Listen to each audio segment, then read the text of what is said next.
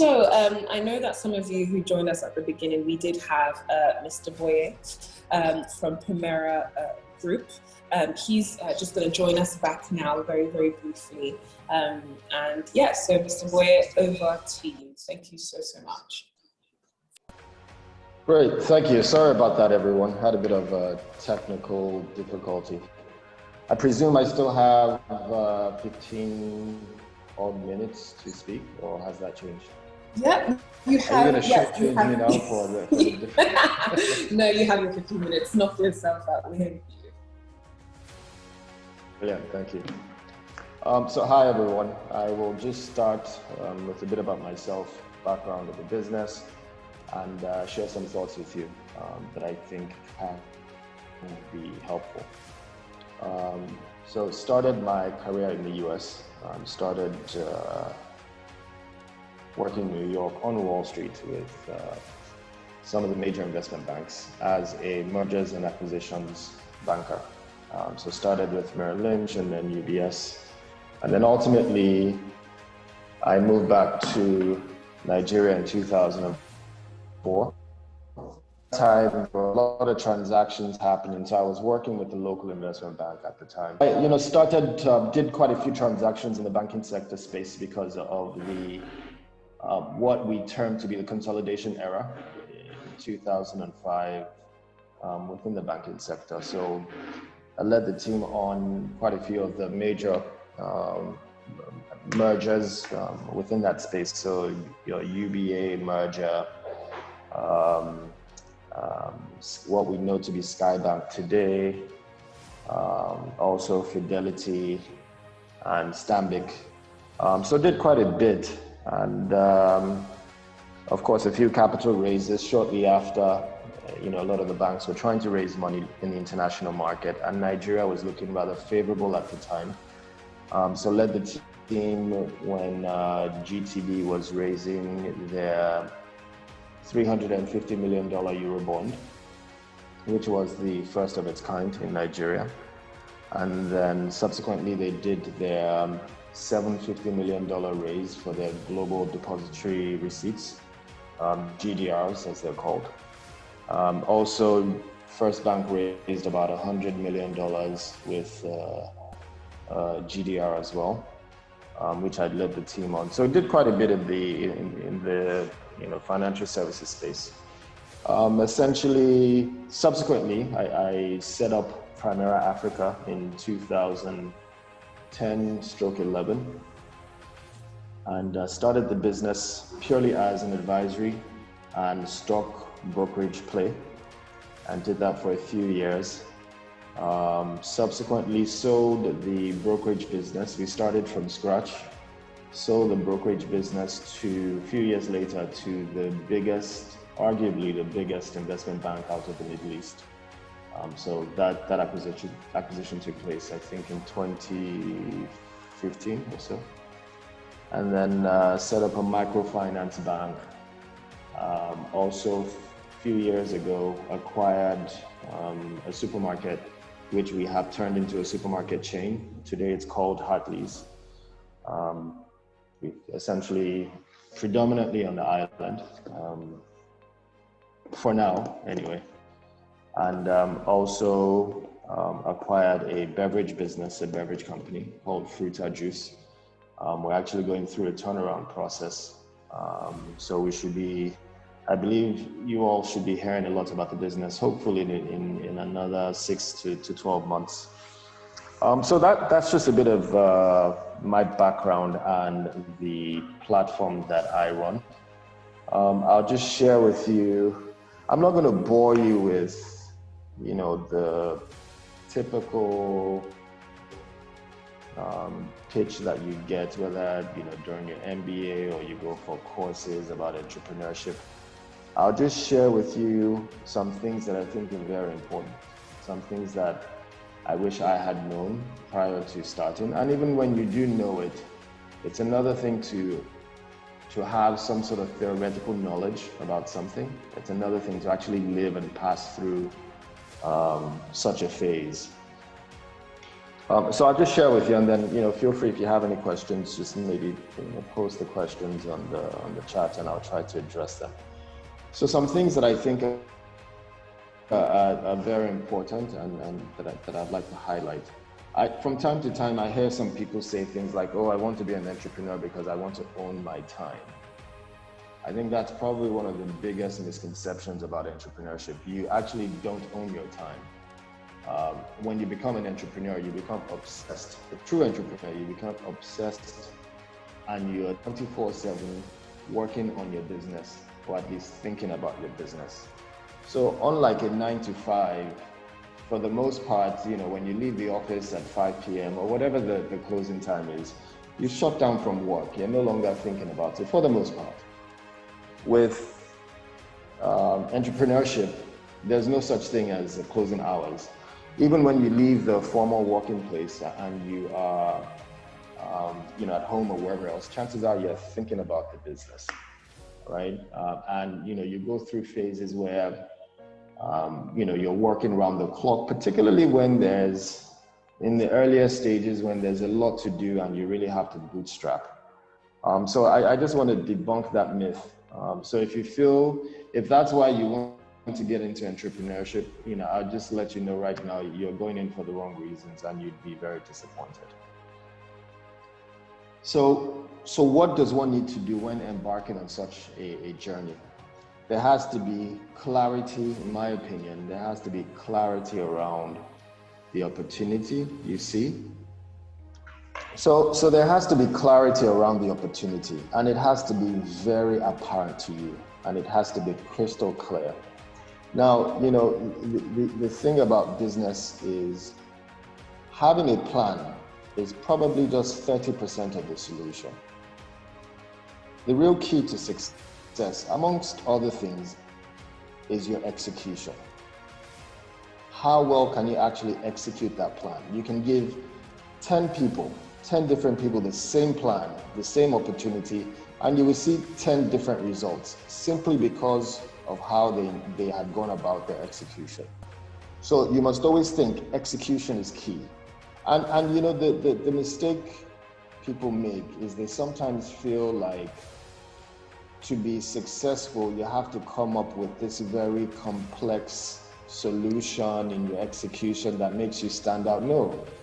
What makes execution effective is just simplicity and consistency. Simplicity so that there is absolutely no ambiguity about what needs to be done.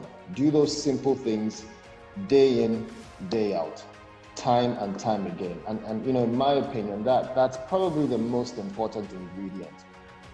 So once you have that, then you can start to say, okay, I've identified the opportunity. I have a plan, let me go execute. And what are those things that makes execution key? Probably the most important, in my opinion, is people. The biggest risk I find in not being able to actualize certain things is having the wrong people, right? And it's very difficult, and I'm very mindful of what I say and how I say things, because some people just make it seem very simple and they've done it before, and when they roll it out, they make you feel very incompetent because it doesn't come across as that simple to you. But it is rather complex because every situation is different. The approach other people take or one person takes is very different from the other person. So there's no one size fits all in how you go about this. So let me paint a typical scenario of an entrepreneur who's found an opportunity, who has a plan. You know what's lacking most times? Money. You don't have adequate funding to get it done. You don't have the funding to hire the A+ people, but you are looking for A+ delivery from the people you have. So you have to sort of manage and you have to bootstrap. And that's a reality, and that's a phase everybody, almost everybody, has to go through. It's inevitable, right? So how do you manage the limited resources that you have at your disposal to probably get you, or hopefully get you, to that next level? more than anything else, when I look for people, I look for passion and drive. Like people say, you hire for attitude, and you place priority on attitude over aptitude. And I didn't quite agree with that when I started. I felt once a person is smart, I want them on board, and no matter what. And I realized that actually, no, you can have these, now you want very smart people, don't get me wrong, but you can have very good people, very smart people, but they distort the chemistry of the team, and that could have a bigger negative impact on the business. So you want to be very careful about that. But ultimately, someone mentioned something to me when I was starting, and initially I didn't understand what he meant until he finished. And he said, Boye, you know what? Never hire good people. And I thought, that doesn't make sense. And he said to me, if you want to do something truly great, never hire good people. So I said, I had to, ask him to explain. And he said something so profound that I only got to appreciate years later. He said, good people will do good work. They will do just enough good work whereby you don't have cause to fire them or replace them. And you won't even feel the need to replace them. But you know what? They will never do anything great for the organization. They will never do anything great for the cause. What you want to do is hire great people. And it, of course, it made sense at the time, but I only really appreciated it when I went through certain phases. When you have great people that, as an entrepreneur, you carry a lot of burden. The business burden, the people burden, all sorts. When you have great people on board that actually help you carry some of that burden, you then realize how much bandwidth they freed up for you to do other things. You to do more meaningful, more strategic things that can move that business forward, that can make that dream more of a reality. So it's very, very important that you get the right people. Thelma, I'm just going to be checking in with you every 1 or 2 minutes to make sure that I'm still audible. Still audible, still loud and clear. Okay, great. So that's one. And like I said, I don't want to give you the typical skill that you would hear on entrepreneurship, your typical MBA 101 or 101. I want to give you things that I had to learn the hard way. Another thing that I think is very important for an entrepreneur is the ability to be able to compartmentalize problems and compartmentalize issues. As an entrepreneur, as someone who's trying to create something, someone who's trying to build something, you are going to face a lot of challenges. Essentially, embarking on this journey, just have the mindset that anything that can go wrong will go wrong. And that would save you some grief and shock when it does happen, right? And what do I mean by being able to compartmentalize? Sometimes, as they say, when it rains, it pours.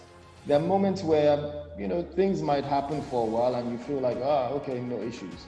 But then there'll be moments where you will just go through a very dark time where it seems like everything is coming at you at the same time. It is very, very important, and I need to stress this, very, very important for you to be able to compartmentalize everything. Because issues, at some point, they become overwhelming. But you don't want that overwhelming nature of one problem to cloud your judgment or your decision-making process on another issue. It's almost as though when you're addressing each issue, as you address them, you want to address them with a fresh page, a sort of like a new page, that state of mind where you don't have any, there's clarity of judgment. I think that's a better phrase to put it. So, but what tends to happen is because, you get overwhelmed, you're a bit under pressure, another problem comes if you don't compartmentalize it. It just further compounds the situation, and you make decisions that, if given the opportunity again with a sound mind, you would probably have made a different decision. And most times when you have the overwhelming nature of one problem cloud the judgment of another problem, chances are you would make the wrong decision. So I think it's very, very important to do. It's very difficult to do. It's something that you have to learn over time. But I think it's so important for an entrepreneur and their journey. Other things that I think are very important, the ability to pivot is so key. I see a lot of entrepreneurs and business people get so stuck on their initial ideology of whatever they're trying to achieve is, and they don't realize sometimes they've reached a dead end, or you've come to a fork in the road where you need to tread on a different path.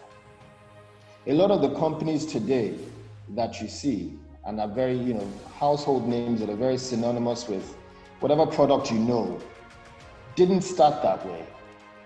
You have companies that are big on some sort of if you look at electrical equipment and them well, they probably started as a lumber company or something in wood. So different. There's a time for everything. So if you start your business to say, I want to make bread, and you start off as a bakery, you need to realize when to go big on that same path or when to pivot and say, it's time to bring this bakery journey to an end and do something else. And don't conflate that with me saying, be all over the place. Today you're doing this, tomorrow you can change, and the day after you change. No. But you need to genuinely think about when, it's time to end this business, or it's time to pivot to do something else. So I'll give you a good example. When I started the stock brokerage business, within a year, and it was a small team, within a year in Nigeria, there were over 800 brokerage houses. Within a year, we're top 10 in the market. We're going toe to toe with all the big guys. But you know what happened? Within the first 2 years of us starting the business, something fundamentally changed that business and its viability, in my opinion, at the time. We were hitting our numbers. We were even exceeding our numbers based on the 5-year plan we had. One thing that we didn't see and totally blindsided us, brokerage commissions at the time was about 1 to 1.3%. So based on the value of transactions you do, you get your commission, you call it a day. Within 2 years of starting this business, commissions crashed to 0.2, if you're lucky, 0.3%. So that means you could be doing as well as planned, but all of a sudden your income essentially has dropped to about 20% of what you thought it should be. Clearly, I didn't see a viability going forward. If I didn't pivot and decide to sell that business, till today, I would still be flogging what you would call a dead horse. So you need to realize when it's time to say, okay, let's now do something else. And you're not abandoning. It's not as though, and a mistake people make, they feel like, oh, I'm going to start from scratch. No, you're taking all the learnings from this immediate journey you want to bring to an end, or you want to change or pivot, and you're bringing that to bear to start something else. So I think that's very, very key. Otherwise, if you don't do that, you will continue to work hard, you continue to flog this horse, and it's 20 years later, you realize, actually, you know what, this horse is dead, right? And that's 20 years you would have wasted. So I think that's also very important for entrepreneurs to note. And I think lastly, that I'd just like to share is you have to commit to the journey, right? And that journey, unfortunately for an entrepreneur, is a very lonely road, right? Even when you share your thoughts, even when you have mentors, and I do highly suggest that every entrepreneur should have mentors that they talk to. But even at that, they are not living it like you are. The feeling of going through certain things can be overwhelming, can be lonely, and could be depressing if you don't treat it or if you don't address it properly. So there are times where it seems like it's so hard you can't continue. You have to continue. You have to believe that inner voice that told you on day one, this is something you need to do, right? And unfortunately, you know, when you look at an entrepreneur from afar, especially one who you perceive to be successful, it's almost like a rose. You just see this, you know, the beautiful red rose with the lovely petals and what have you. And you think, oh, this person is so lucky. Look closer. Look at the stem on that rose, and I can assure you, you see a bunch of very sharp thorns. The picture is never all rosy. You have to embrace both, the good and the bad. It's the bittersweet. Unfortunately, that's just the reality, but you have to embrace it. So as you go through the good times, as you go through the bad times, believe in yourself, believe in that voice. It gets better. And trust me, by the way, I know exactly how it feels. In those moments, it just feels like the world is about to come to an end. But trust me, it doesn't, right? So long as you continue and you're doing the right thing, just keep pounding away. At the end of the day, there's clarity to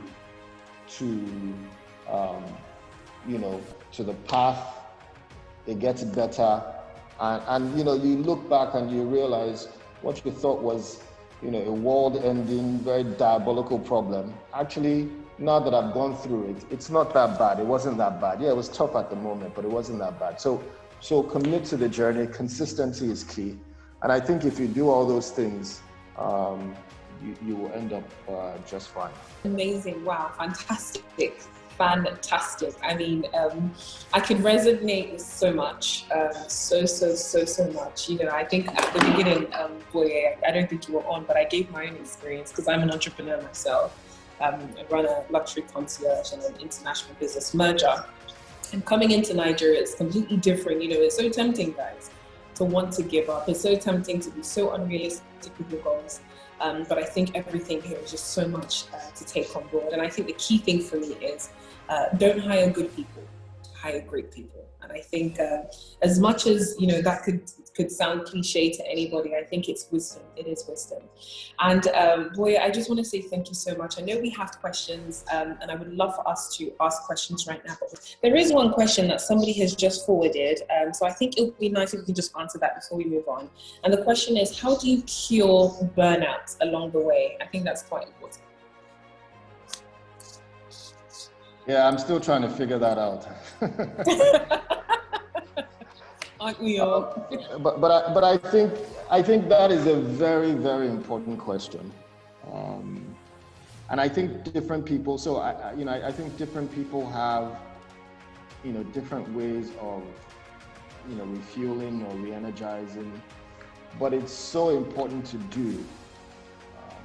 Because, you know, I can tell, I know those moments where I feel like I am working so suboptimally. And, you know, those moments I just tell myself, you know, boy, you need to go take some time off, go rest. Even if it's 2-3 days where you just shut down totally. It's very, very key. It's something I think you also have to learn, particularly if you're very passionate about what you're doing.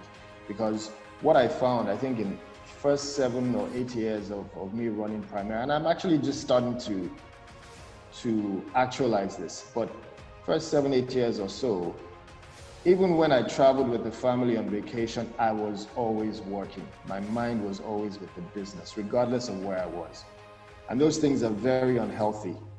So I don't know that I can give you an answer to say how best to cure burnouts.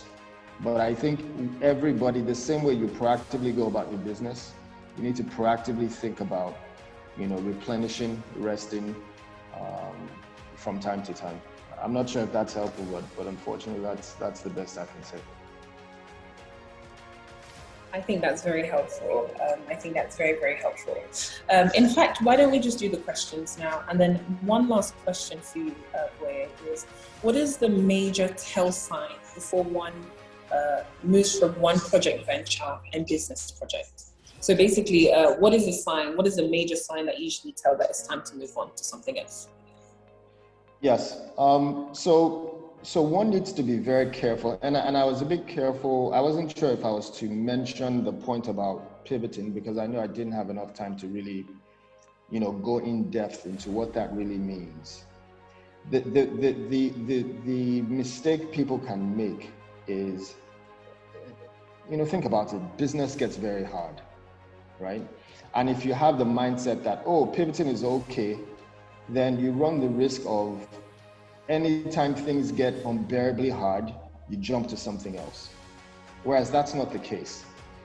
Regardless of how hard business is, you have to just face it head on and just pound away.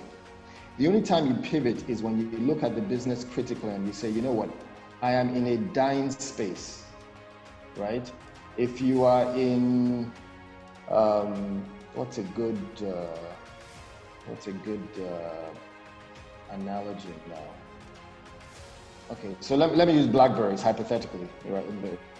Blackberries, nobody uses blackberries anymore, but assuming you wanted to be a wholesaler of blackberries, right? And you didn't realize that, this is a dying space. People are going to stop using this thing, right? Or you're doing something that you realize, in another 3 years, this business is not going to exist, right? If the world is moving to more of a digital state, how does that affect what you're doing? And is your space and is your business going to be extinct because of the changes in the environment? Then yes, you pivot.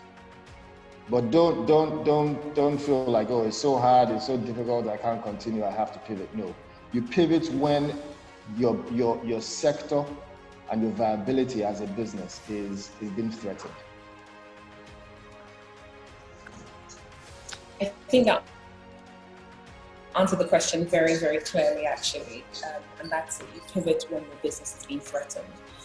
And of course, knowing when to change within season. Wow, questions are coming in.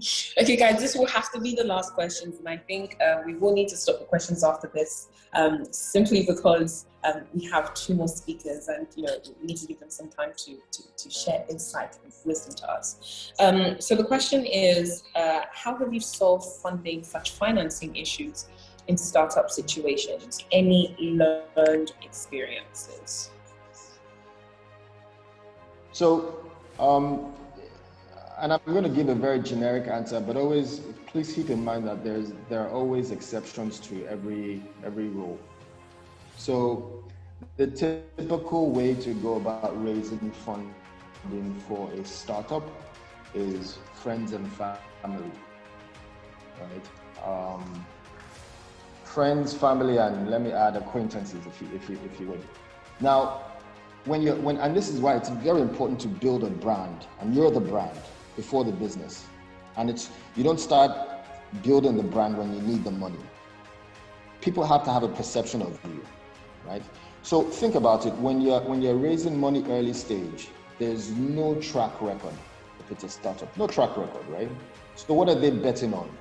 They're betting on Thelma, in this case. I believe Thelma can do this. I have seen Thelma over the years. I see how serious she is. So you know what? I buy into her. First of all, I see this person as a very serious person. And then I buy into their conviction of embarking on this path. That's really what it is. Because there's nothing else to go by. There's nothing on ground, right?